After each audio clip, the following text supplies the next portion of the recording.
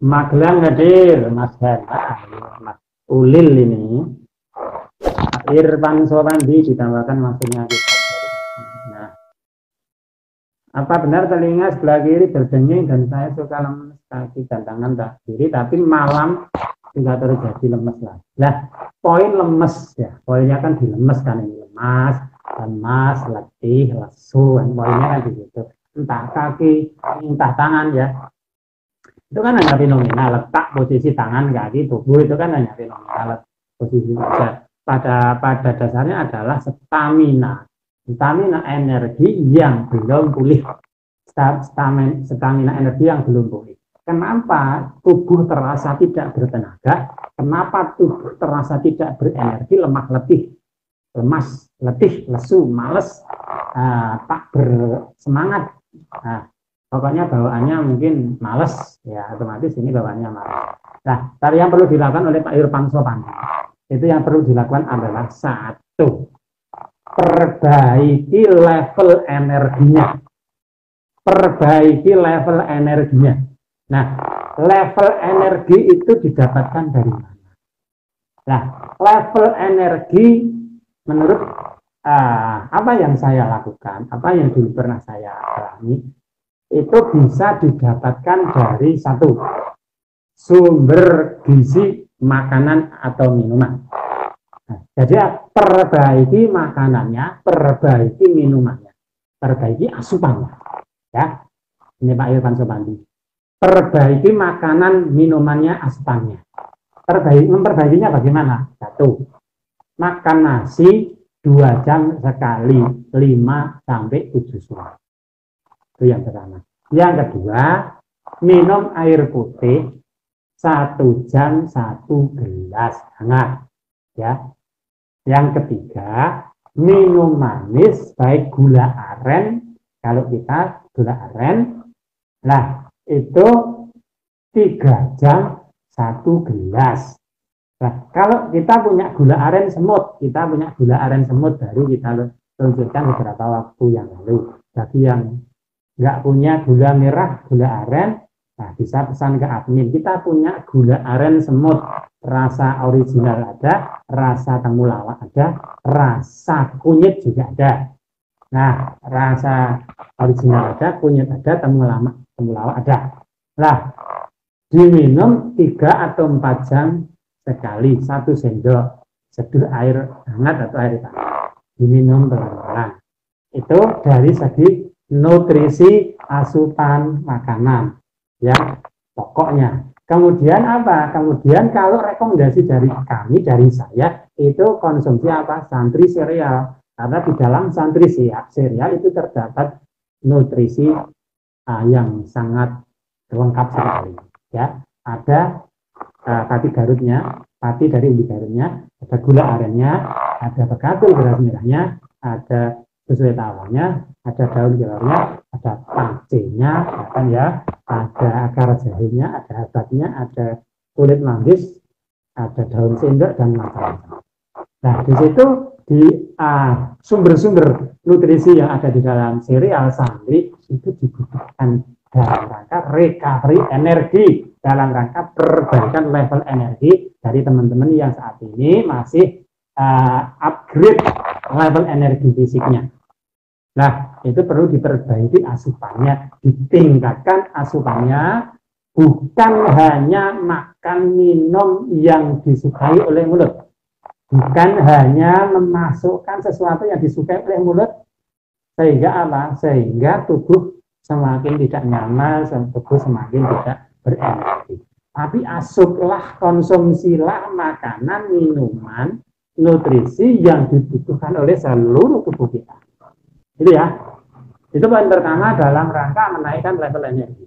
Yang nomor 2, bagaimana cara menaikkan energi, level energi supaya tidak mudah lemas sampai loyo. Nah, yaitu adalah olahraga. Olahraganya apa? Olahraganya yang selalu kita rekomendasikan caranya adalah jalan kaki. Nah, kalau takut bagaimana? Dipaksa. Nah, kalau nggak mau maksa bagaimana? Jangan berharap sehat. Itu ya, benar. Jadi untuk menaikkan level energi dibutuhkan yang namanya olahraga. Nah, olahraga jalan kaki, misalnya yang takut-takut ya harus melakukan yang namanya eksplosur, melakukan mendekati sesuatu yang ditakuti. Takut olahraga ya malah olahraga. Jadi, nah tentunya dilakukan secara bertahap. Tahapannya bagaimana takut olahraga? Di satu hari pertama, hari kedua, hari ketiga, silahkan jalan bolak-balik di teras 10 kali, 20 kali, bolak-balik, bolak-balik. Nah, itu yang dulu saya lakukan juga di teras, misalnya rumahnya ukuran 10 meter, panjang terasnya 10 meter, ketika jalan sekali, kan udah 10 meter, balik lagi 2 kali, 20 meter, balik lagi, balik lagi, balik lagi, 5, 10 kali. 3 hari lakukan, hari pertama, hari kedua, hari ketiga lakukan seperti itu. Kemudian di hari keempat, turun ke halaman, putar halaman. Lakukan 3 hari. Setelah putar halaman 20 kali, 15 kali. Di hari ke-7, ya kan? Hari ke-7, lebih jauh lagi di jalan samping rumah, atau jalan depan rumah, atau jalan belakang rumah. Jalan kaki, kira-kira 100 meter. Kira-kira saja. Beberapa waktu yang lalu, Pak, bagaimana mengukur jarak untuk kita berjalan? Gak usah bingung-bingung, gak usah pusing-pusing. Yang penting jalan, gerak. Kira-kira saja. Terpaksanya 100 meter, ternyata kalau diukur pakai meteran hanya 70 meter, enggak masalah, enggak berdosa. Ya, yang penting lakukan aktivitas itu secara kontinu, istiqomah. Nah, bola.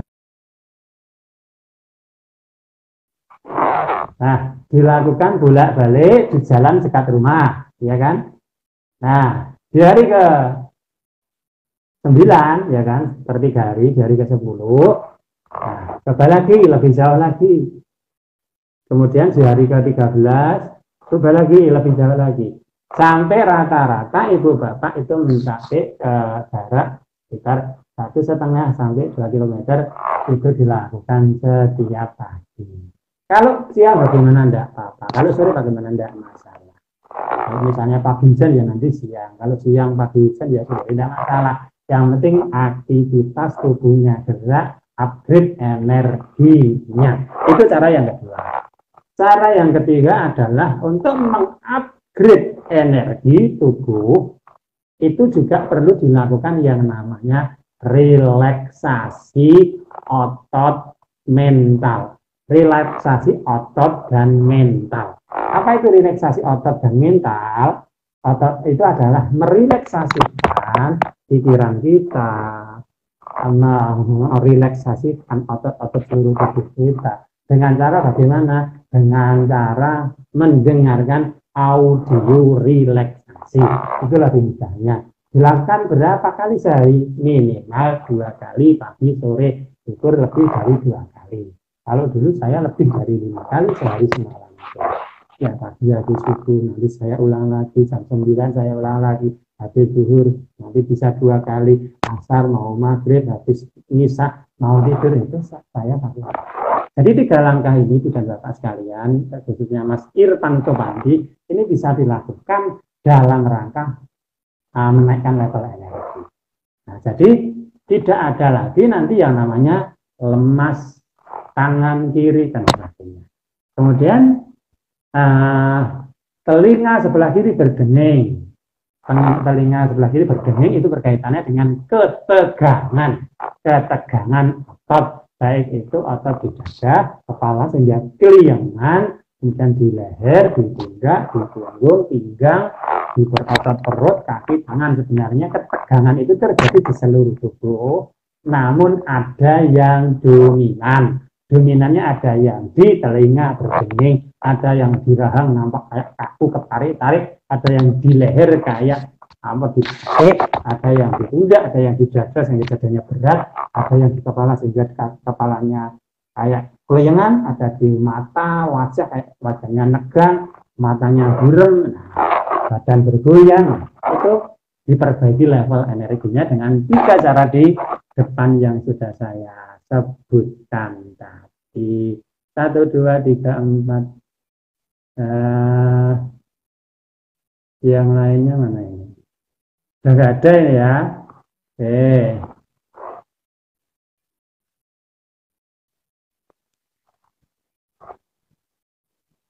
Oke, kita cek. Kemarin mau beli makan tape, siapa yang makan tape?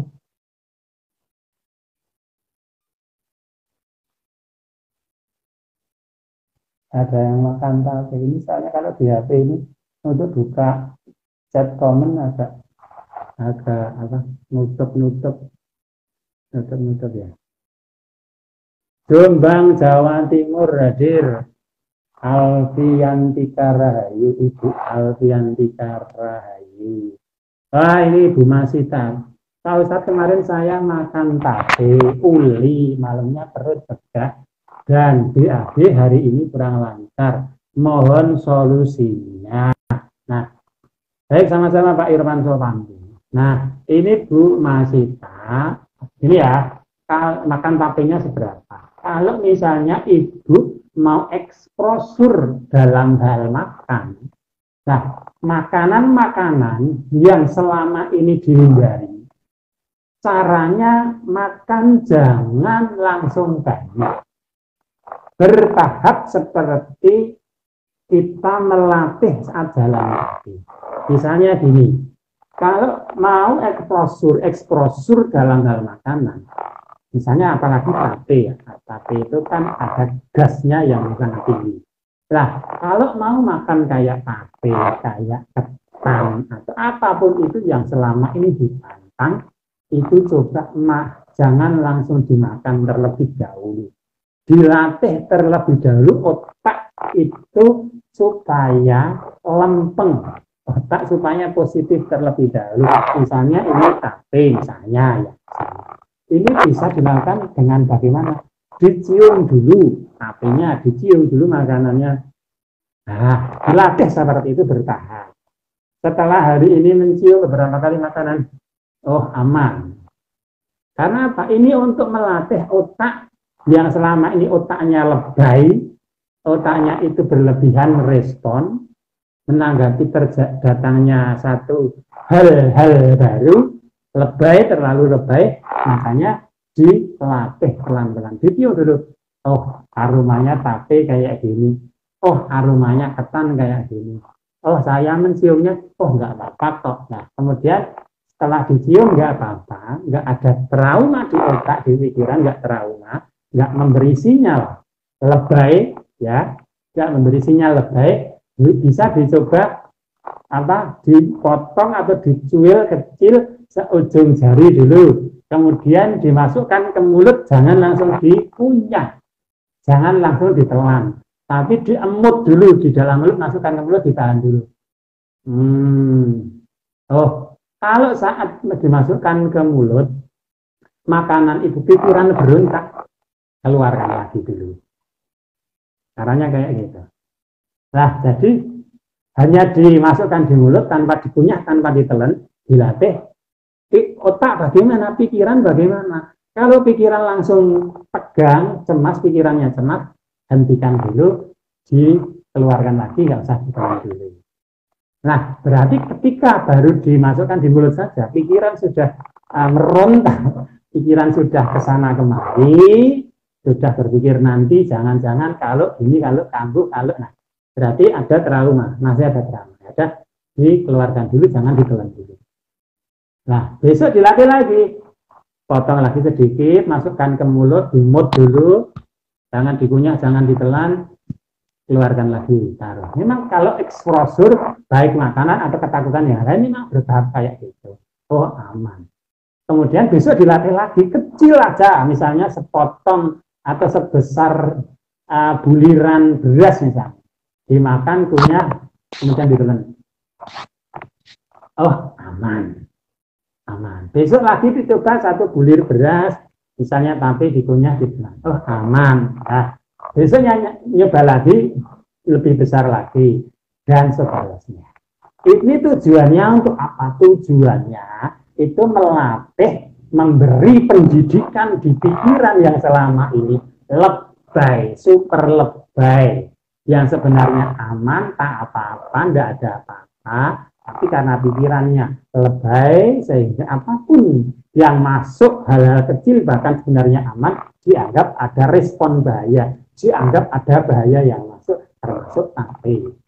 Nah, kalau makan tape langsung agak banyak, ya ini pikiran masih masih bereaksi bahwa ini ada bahaya dari apa? Dari makanan yang berupa tape. Nah, kalau sudah kadung bagaimana ya? Yang namanya sudah kadung. Nah, berarti ketika sesuatu yang sudah kadung masuk di perut, rumusannya adalah bersihkan. Rumusannya adalah detoksifikasi, bersihkan. Nah, cara mendetok, membersihkan bagaimana sesuatu yang sudah masuk di dalam perut kita, di dalam tubuh kita, itu adalah mengkonsumsi makanan, minuman, herbal yang bersifat mendetoksifikasi, yang bersifat membersihkan. Nah, apa yang perlu diminum? Herbal apa yang perlu diminum? Yang mempunyai sifat membersihkan. Herbal yang bersifat membersihkan kalau dari Zatri yaitu adalah vitamin lambung. Minum 2 jam sekali, 1 sendok diseduh, 2 jam sekali diminum. Sehari dalam 1 hari itu bisa sampai mungkin 5-4 kali ya itu minum.